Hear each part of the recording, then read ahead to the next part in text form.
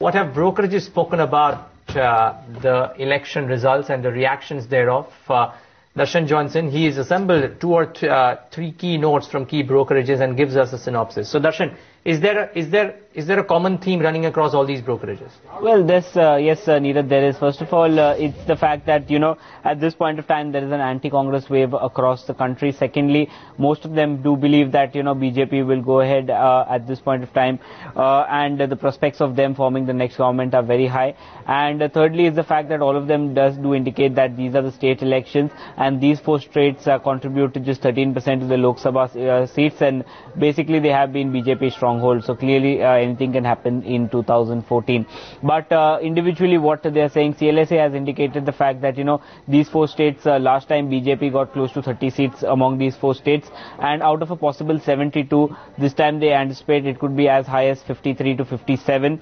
Apart from it, but they need to recreate the success what they've done in these four states across UP, Bihar as well as Maharashtra, which will ensure that they get to that magical number. Apart from it, they are indicating the fact that, this Delhi result does not indicate the fact that, it's an anti-Congress, anti-BJP mood, because Aam Aadmi Party and the situation are very unique in Delhi.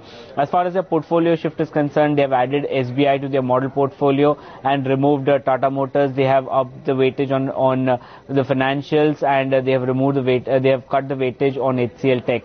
What Kotak has indicated the fact that, because of the Aam Aadmi Party, what they have done, there's a high chance that, even a third front can come in, a coalition government can come in. But they say that reforms will happen if a clear mandate is there with the UPA or the NDA. It'll be a little bit troublesome if a coalition government comes in. And BJP also needs to do well in UP and Bihar to prove themselves.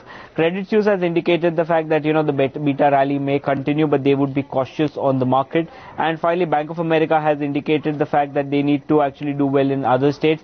They have said that in their report earlier that 15% is the average rally that they have seen post just 6 months ahead of the elections, and clearly it's selling, and they believe that the rally will continue.